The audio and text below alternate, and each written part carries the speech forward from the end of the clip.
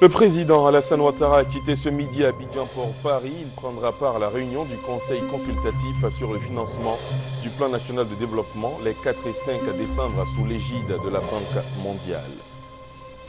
Elle a pris fin il y a quelques heures seulement ici à Abidjan, la 69e session ordinaire du Conseil des ministres de la CEDEAO. Les ministres de la communauté, conformément à leur plan de travail, ont établi des recommandations à soumettre au chef d'État. Et puis au Congo, un avion cargo en provenance de Pointe-Noire a raté son atterrissage à l'aéroport de Brazzaville, faisant une trentaine de morts parmi les habitants du quartier. Voilà pour le sommaire. Bonsoir à tous. Merci d'être avec nous sur TI1 et bienvenue dans le 20h. Le président Alassane Ouattara a quitté aujourd'hui Abidjan à 12h45 pour se rendre à Paris, où il prendra part à la réunion du Conseil consultatif sur le financement du Plan national de développement prévu pour les 4 et 5 décembre prochains sous l'égide de la Banque mondiale. Cette rencontre sur le financement du PND 2012-2013 regroupe les investisseurs privés et publics, l'objectif étant de mobiliser les financements nécessaires à la mise en œuvre du PND, dont le coût est estimé à 12 000 milliards de francs CFA. Après la réunion du groupe consultatif, le président Alassane Ouattara sera reçu à Cannes du 7 au 9 décembre. Il sera reçu donc à la World Conference Policy de l'Institut français des relations extérieures. En marge de la réunion du groupe consultatif sur le PND 2012-2013, le président de la République Alassane Ouattara sera reçu par le président français François Hollande mercredi prochain à 18h heure locale. Comme vous le voyez sur ces images, l'avion du chef de l'État a décollé à 12h45 heure d'Abidjan aujourd'hui pour se rendre donc à Paris. Dans l'actualité, cette autre activité du président de la République, les rideaux sont tombés sur la 3e session ordinaire des imams, organe suprême du Conseil supérieur des imams en Côte d'Ivoire, COSIM. La cérémonie de restitution des travaux a eu lieu ce matin, donc à la Riviera, à la grande mosquée de la Riviera Golf, en présence du chef de l'État et quelques membres du gouvernement. Thème de la rencontre, réconciliation, paix et solidarité en Côte d'Ivoire et dans la sous-région ouest-africaine. Plusieurs déclarations ont été faites, notamment des résolutions, des appels et des motions. Fin de la 3e session ordinaire de la conférence des imams, l'organe suprême du Conseil supérieur des imams en Côte d'Ivoire, COSIM. Après 72 heures de travaux en ateliers et commissions, les imams ont tiré les conclusions de la rencontre ce dimanche matin en présence du chef de l'État, Alassane Ouattara, et quelques membres du gouvernement. Cette 3e session ordinaire de la conférence des imams s'est articulée autour du thème « Réconciliation, paix durable et solidarité en Côte d'Ivoire et dans la sous-région ». À la cérémonie de clôture, faite essentiellement de déclarations, des résolutions ont été adoptées par les imams. Des appels ont été aussi lancés aux autorités politiques, administratives et religieuses, à qui les imams demandent de mettre l'intérêt de la nation au-dessus de tout autre intérêt, tout en rappelant que la paix doit être le souci de tous les acteurs. Une motion de remerciement a été prononcée à l'endroit du président de la République. Vu l'attention particulière que le chef de l'État accorde à la communauté musulmane, considérant le soutien matériel, logistique et moral que le chef de l'État apporte aux musulmans pour l'accomplissement du Hajj, particulièrement sensible à l'implication personnelle de son Excellence Alassane Ouattara, président de la République, à la réussite de présentes assises, remercie le président de la République pour sa sollicitude constante à l'égard de la communauté musulmane. Exprime sa très profonde gratitude à son Excellence Alassane Ouattara, président de la République, l'encourage vivement à poursuivre sans répit sa politique de main tendue à toutes les filles et à tous les fils du pays pour la réconciliation nationale. Le guide de la communauté musulmane nationale, Cheikh Bouakari Fofana, a invité ses pairs, les imams, à faire la réconciliation entre les fils et filles de la Côte d'Ivoire. La question de la réconciliation vraie entre les enfants de ce pays qui domine actuellement notre actualité, les problèmes liés à l'éducation de nos enfants et de notre jeunesse, afin de trouver des réponses adéquates à la problématique de dépravation des mœurs, sont autant de sujets où vous devez vous illustrer de fort belles manières, maintenant et dans les années à venir. Notre société a besoin de vous savoir à ses côtés, dans les bons et dans les mauvais moments, avec les pieux et les moins pieux. Et c'est dans la discipline, comme vous avez pu faire montre lors des dures épreuves de la crise post-électorale, telle est aussi en partie notre mission et votre mission. Plusieurs imams venus de la sous-région ont pris part à cette conférence. Ils sont venus du Mali, du Burkina Faso, du Togo, du Sénégal, de la Mauritanie et du Nigeria. Ensemble, avec leurs frères ivoiriens, ils se sont engagés à prier davantage pour la cohésion sociale dans la sous-région ouest africaine. La perspective économique entre la Côte d'Ivoire et la France au cœur d'une rencontre entre les ministres français de l'économie et du développement, Pierre Moscovici, Pascal Canfin et les journalistes ivoiriens. Une conférence de presse qui intervient en marge de la signature du C2D, le premier contrat de désendettement et de développement conclu entre Abidjan et Paris. Le point avec Alexis Ouedraogo. Une conférence de presse pour refermer les portes de 48 heures sur le sol ivoirien. Samedi, le ministre français de l'économie, Pierre Moscovici, et celui délégué au développement, Pascal Canfin, face à la presse, ont souligné sur la question de la réconciliation dans le pays qu'il n'y avait pas de développement en longue durée sans réconciliation véritable. La stabilité politique du pays est une condition de son développement, est une condition aussi d'investissement dans la durée, de confiance de la part des entreprises. Et qu'il y a là une attente très forte. Le récent rapport des droits de l'homme dans le pays a été aussi visité. Présent en Côte d'Ivoire aux côtés de 12 entreprises, les ministres français ont affirmé la ferme volonté de leur pays à rester premier partenaire de la Côte d'Ivoire. La France a besoin de la Côte d'Ivoire a besoin de la France. Et donc nous allons avancer ensemble. Sur les quelques 413 milliards de francs CFA du contrat de désendettement et de développement, C2D, environ 16 milliards devraient être employés au remboursement de la dette intérieure, de quoi redonner du souffle au secteur privé. Notons qu'une réception à la résidence de l'ambassadeur de France en Côte d'Ivoire s'est tenue plus tôt en fin d'après-midi, une occasion pour les ministres de saluer la coopération franco-ivoirienne.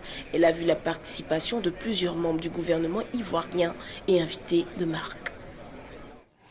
J'en viens au deuxième titre de cette édition. Elle a pris fin il y a quelques heures seulement ici à Abidjan, la 69e session ordinaire du Conseil des ministres de la CEDEAO. Les ministres de la communauté, conformément à leur plan de travail, ont établi des recommandations à soumettre aux chefs d'État en vue de leur prochaine rencontre. Ils ont aussi livré un communiqué relatif au rapport du secrétariat général des Nations Unies sur le Mali. Alexis Ouedraogo. Dernière correction et recommandation, la 69e session du Conseil des ministres de la CEDEAO a pris fin ce dimanche soir à Abidjan. Point fort de cette rencontre, l'urgence dans le nord du Mali avec la récente publication du rapport du secrétaire général des Nations Unies. Le Conseil a convenu que la CEDEAO, en relation avec l'Union africaine, se prononce au plus vite et entreprenne des consultations appropriées en vue d'apporter des clarifications sur l'urgence du déploiement d'une force internationale dans la région. Une non-intervention au nord du Mali, où tout recul devant l'urgence d'envoyer une force pourrait entraîner une aggravation de la situation sécuritaire et humanitaire dans la région et en Afrique. Cela équivaudrait à une forme de non-assistance au peuple malien et favoriserait ainsi l'enracinement des groupes terroristes et criminels avec des menaces lourdes de conséquences pour la sécurité régionale et internationale. La 41e conférence des chefs d'État et de gouvernement avait indiqué que le déploiement d'une force militaire internationale au nord Mali ne saurait souffrir d'aucun délai. Le Conseil en appelle donc à l'UA et aux Nations Unies pour que des efforts diplomatiques soient entrepris pour l'autorisation d'un déploiement imminent de la force militaire. Cérémonie d'hommage et de reconnaissance au chef de l'État Séguelon, tout nouveau département situé dans la région du Denguélé, dans le nord de la Côte d'Ivoire. Temps fort de l'activité, la présentation du nouveau préfet de Séguelon. Elle a vu la participation du ministre d'État, ministre de l'Intérieur et de la Sécurité, Ahmed Bakayoko, représentant le président de la République dans le canton Nonoulo. C'était hier sous les yeux d'Abou Sanogo. Un moment de joie et de retrouvailles à Séguelon, localité située dans la région du Denguélé. Le canton Nonoulo a battu le rappel de tous ses fils à l'occasion de la grande journée d'hommage et de reconnaissance au président de la République Alassane Ouattara. Érigée en préfecture en juillet dernier, toutes les forces vives de cette localité ont tenu à saluer l'acte posé par le chef de l'État représenté par le ministre d'État, ministre de l'Intérieur et de la Sécurité, Ahmed Bakayoko. Les différents intervenants ont témoigné leur gratitude au président de la République. Selon eux, l'érection de Séguélon en préfecture va permettre de revitaliser leur département. Propos appuyés par le préfet Nanou Benjamin qui a dit mesurer l'ampleur de la tâche qu'il attend tout en promettant d'être un agent de développement. C'est un challenge. La mission est certes difficile, mais elle est attente. Et je pense qu'avec l'appui de la population, et du soutien des cadres unis autour de leur préfet, nous pouvons relever le défi de développement. L'administration est la porte d'entrée du développement, a dit le ministre d'État, ministre de l'Intérieur et de la Sécurité, représentant le chef de l'État. Il a ajouté que Séguélon mérite d'être érigé en préfecture. Comme vous l'avez dit, le président vous l'avait promis, il a réalisé.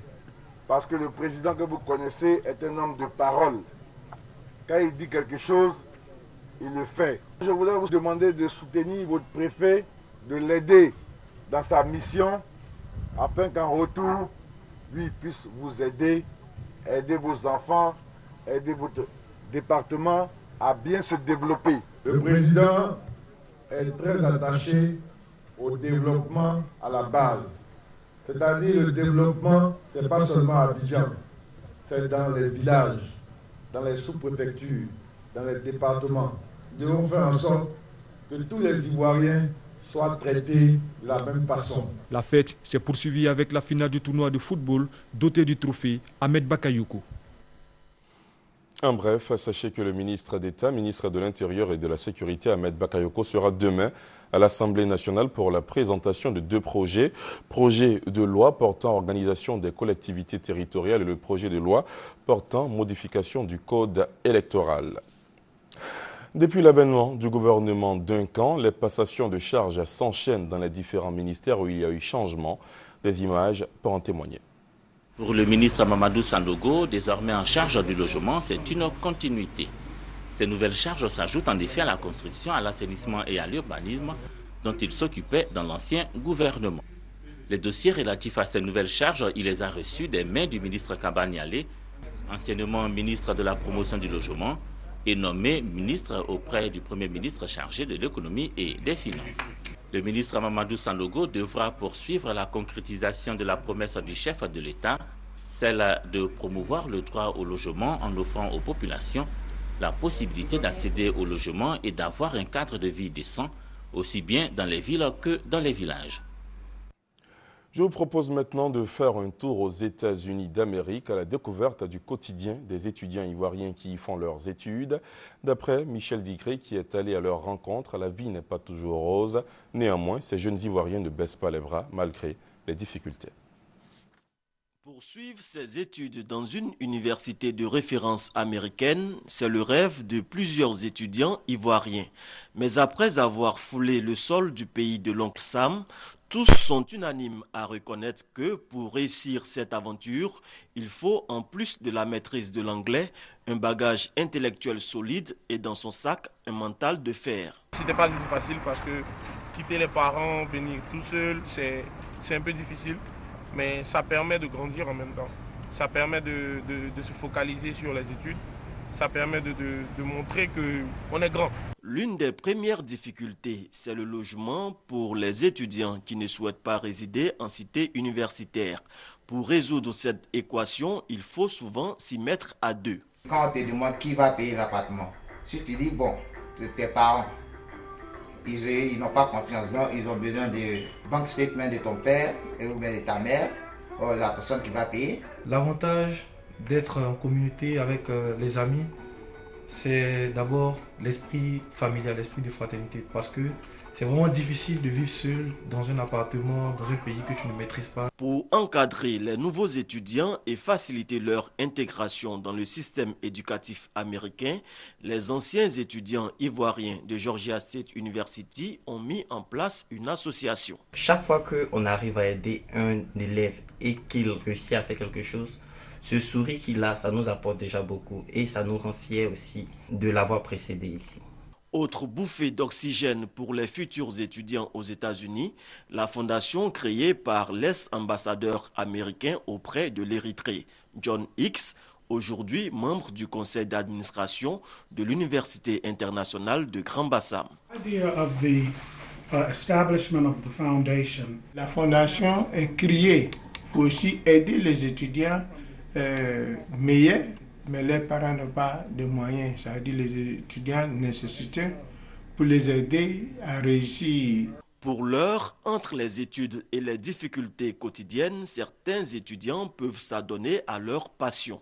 Brice Esso, étudiant en marketing, photographe à ses temps perdus, est dans le viseur de grandes maisons d'édition. Malgré ce début de succès, Brice pense déjà à retrouver sa terre natale, comme tous les autres étudiants, pour faire bénéficier au pays la somme d'expérience acquise aux États-Unis d'Amérique.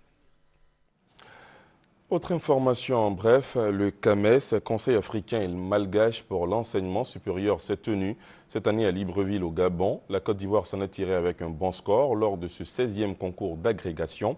83 admis sur 178 candidats pour l'ensemble des 19 pays francophones. L'université Félix Houphouët-Boigny d'Abidjan-Cocody est donc en tête de l'édition 2012 du concours d'agrégation du CAMES. Dans un autre registre, le Fonds de développement et de la formation professionnelle, FDPP, vient d'organiser une séance de formation à l'intention des entreprises cotisantes et des organismes de formation dans la ville d'Abengourou. Cet atelier vise à informer les clients et les partenaires du fonds sur les procédures de remboursement. Les explications d'Honorine Anigori. L'objectif de cette session de formation est de contribuer à l'amélioration de la qualité des dossiers de demande de remboursement présentés par les entreprises cotisantes. Les entreprises participantes sont édifiées sur la bonne constitution de leurs dossiers de demande de remboursement. Les entreprises et les opérateurs de formation ont une bonne connaissance du processus de remboursement des actions de formation et du rôle de chaque acteur. Deux communications sur les thèmes « Conditions de recevabilité d'un dossier de demande de remboursement » et les différents traitements d'un dossier de demande de remboursement ont soutenu cette formation. Créé en 1992, le Fonds de développement de la formation professionnelle, FDFP, est le dispositif de financement de la formation professionnelle en Côte d'Ivoire. Sa mission est de contribuer au développement des ressources humaines par le financement des interventions dans le domaine de la formation professionnelle grâce à la taxe afférente payée par les entreprises dites taxe additionnelle à la formation professionnelle continue, représentant 1,2% de la masse salariale. Ainsi, des plans de formation et projets interentreprises sont agréés au profit de ces entreprises cotisantes. Ils visent le perfectionnement, la promotion, la reconversion et l'intégration des salariés au sein de l'entreprise par la mise en œuvre de formations adaptées aux besoins identifiés. Je vous propose maintenant de suivre cette rencontre entre le ministre des Technologies de l'Information et de la Communication et de la Poste, Bruno Nabanye-Koné, et des opérateurs économiques indiens. Une rencontre qui a permis de montrer les atouts des TIC en Côte d'Ivoire. C'est avec Lassina Ouattara. Ils sont une vingtaine d'hommes d'affaires indiens à vouloir investir dans le domaine des technologies de l'information et de la communication, TIC, secteur en plein boom en Côte d'Ivoire. Le forum organisé à Abidjan a permis de présenter les atouts du pays. Les atouts de la Côte d'Ivoire, c'est un pays jeune, un pays dynamique. Et dans le secteur des TIC, il y a beaucoup à faire. Et je l'ai indiqué tout à l'heure, la Côte d'Ivoire est également le pays d'entrée de la zone UMOA d'abord et ensuite de la zone CEDEAO. Donc il y a un potentiel qui est relativement important. Et nous sommes heureux que l'Inde, il faut le savoir, c'est dans le domaine des TIC, aujourd'hui l'un des pays les plus avancés. Cela ne se sait pas, mais c'est l'un des pays les plus avancés et le développement de ce pays est aujourd'hui fortement porté par les TIC. Les Indiens font de la sous-traitance pratiquement pour le monde entier, pour tous les leaders du secteur des TIC dans le monde. L'Inde emploie plusieurs millions de personnes dans le domaine des TIC. Ils ont une avance qui est extrêmement importante et dont nous souhaitons bénéficier. Bruno Koné, ministre ivoirien de la Poste et des TIC, a par ailleurs indiqué que la volonté du président Alassane Ouattara de faire de la Côte d'Ivoire un pays émergent à l'horizon 2020 passe par un accès au TIC pour toutes les populations. Il a à cet effet rappelé un cadre réglementaire réadapté, la construction d'un backbone national en fibre optique et le schéma de gouvernance électronique. L'ambassadeur de l'Inde en Côte d'Ivoire, Anil Charan, a présenté les performances de son pays en matière de TIC avec des exportations qui se sont accrues de 75% de 2008 à 2011. Avec son expertise et ses ressources humaines de qualité, l'Inde veut aider à la formation d'Ivoiriens dans le domaine des technologies. D'ailleurs, la quote-part des bourses octroyées est passée de 20 à 60 cette année. Dans l'actualité sanitaire, à la célébration hier de la journée mondiale de lutte contre le sida, les ONG en Côte d'Ivoire ont mis à profit cette journée. Elles ont organisé de grandes manifestations de sensibilisation. Akonda VS, qui œuvre dans le domaine de la prise en charge des personnes vivant avec le VIH-Sida, a organisé une marche dans la rue de Cocody et des séances de dépistage volontaires. On y prend part avec Hugues Hervé-Blé. La journée mondiale de lutte contre le sida, l'occasion d'une grande mobilisation pour les ONG de Côte d'Ivoire qui disent non à cette pandémie qui continue de faire des ravages. Une mobilisation particulière ce 1er décembre pour marquer leur adhésion à l'objectif de l'Organisation mondiale de la santé qui vise 0 nouvelle infection, 0 décès, 0 stigmatisation. Aujourd'hui, les moyens qui sont à la disposition de la communauté nationale, internationale pour faire face au VIH-Sida, je parle des moyens cliniques, des moyens médicamenteux, des moyens de prévention. Cet ensemble de moyens permettent de penser qu'une fois qu'ils sont mis en œuvre dans les meilleures conditions, nous pouvons effectivement atteindre cet objectif. L'ONG Akonda VS, qui œuvre dans la prise en charge des personnes vivant avec le VIH-Sida, y croit, bon nombre de ses partenaires également. La RT ne peut pas être insensible à tout ce qui touche la population. Mais en plus, au niveau du ministère de la Communication, il y a un comité de lutte contre le sida. Et donc, ensemble, nous apportons nos synergies à toutes les ONG qui participent à l'éradication du sida.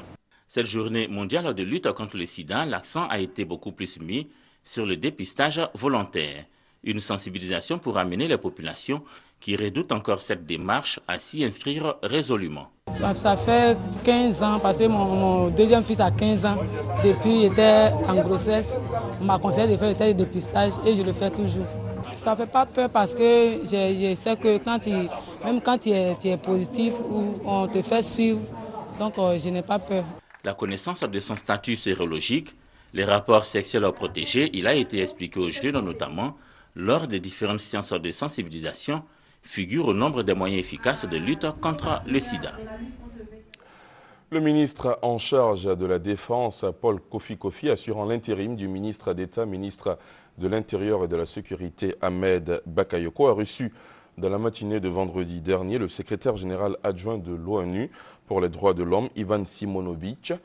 Le point de la situation sécuritaire et des droits de l'homme en Côte d'Ivoire était au centre de la rencontre. Le point avec Marie-Laure Ngora. Séance de travail entre le ministre en charge de la Défense, Paul Kofi, et l'adjoint du secrétaire général de l'ONU chargé des droits de l'homme, Ivan Simonovic.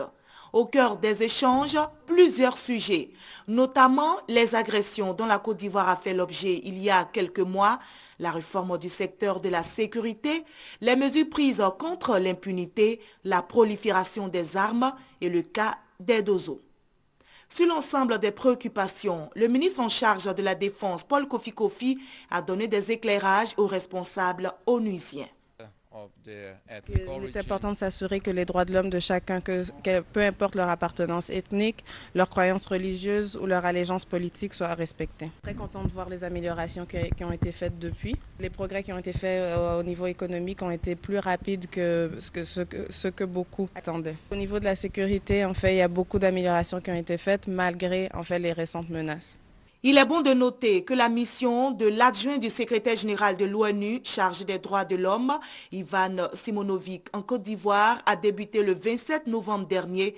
Le fonctionnaire onusien s'est rendu à Man, Diokwe et Guiglo. Il a en outre rencontré le garde des Sceaux, ministre de la Justice, des droits de l'homme et des libertés publiques, ainsi que des partis et groupements politique. On parle culture à présent avec la fête des Ignames. Nous sommes à Transua et Fréti 2, c'est dans le nord-est de la Côte d'Ivoire. Les explications sont signées Francis Boifo et Mamadou Kwasi. À Fréti 2, toujours dans le département de Transua, les populations se sont retrouvées pour partager le premier repas de l'année à base de la nouvelle Igname. À l'occasion de cette fête, les fils et filles du département de Transua, de tous partis politiques, ont répondu à l'appel des habitants de Fréti 2. Et les différents intervenants de cette rencontre n'ont pas manqué de le relever. Tous invitent la population de la région du Gontougo à prôner la réconciliation, la paix et le vivre ensemble. Parce que, disent-ils, le développement est à ce prix. À Crécréni, dans la sous-préfecture d'Achiefri, toujours à l'est de la Côte d'Ivoire, les invités venus des 4 coins du pays pour célébrer la fête des Ignames ont eu droit à des prestations de danse au rythme du tam-tam parleur et autres instruments musicaux traditionnels. Une façon pour les organisateurs de faire la promotion du riche patrimoine culturel. Bon. Les festivités à Crécréni ont débuté par une parade. Mariage pas comme les autres dans la commune d'Adjamé. Le maire de la commune, Youssouf Silla, a officié la célébration civile de mariage de 100 couples. Cette deuxième édition du mariage collectif qui a drainé des milliers de fidèles a eu lieu au nouveau temple de prière de l'Église universelle du Royaume de Dieu. La bénédiction nuptiale a été faite par l'évêque Antonio Ferraz, qui a également prié pour la paix et le processus de réconciliation en Côte d'Ivoire. En religion toujours, la célébration de la GEM entendait la journée de l'enfant musulman. L'initiative est des 3A, l'amicale des anciens de l'AUMC. Le point avec Mamadou Kwasi. Depuis le 14 novembre dernier, la communauté musulmane célèbre la nouvelle année hégirienne 1434. Pour marquer ce nouvel an, l'association des anciens de l'AUMC, 3A, organise dans la première semaine la journée de l'enfant musulman, GEM. Cette 13e édition, placée sous le signe de la cohésion et de la réconciliation, a pour thème la réconciliation par le rapprochement des enfants. Aujourd'hui, nous réunissons les enfants pour marquer cette volonté de la communauté musulmane de se réconcilier avec les autres communautés. Les enfants chrétiens ont aussi apporté leur contribution à la célébration de la journée de l'enfant musulman à travers des messages de paix. Le représentant du parrain a quant à lui encouragé les enfants à l'obéissance et au travail. Il faut que nous incitions les enfants au travail, au respect des valeurs qui structurent une société, qui structurent la famille, aux valeurs qui sont celles de l'école, c'est-à-dire le travail, le respect, la tolérance, mais avec des convictions fortes. Des concours de récitation de Sourate du Saint-Coran, des cantiques et plusieurs jeux distractifs ont marqué la célébration de la 13e édition de la journée de l'enfant musulman. Hors de la Côte d'Ivoire, un avion cargo en provenance de Pointe-Noire au Congo a raté son atterrissage à l'aéroport de Brazzaville, faisant une trentaine de morts parmi les habitants du quartier. Selon le responsable des services de secours Georgelin Massemba, une trentaine de personnes habitant le quartier de la Poudrière ont été tuées. L'équipage dont on ignore la composition exacte a également péri dans l'accident. Reportage. C'est dans la soirée, sur le tarmac de l'aéroport de Brazzaville, que le drame s'est produit. L'appareil, un gros porteur de fabrication soviétique, était en provenance de Pointe-Noire.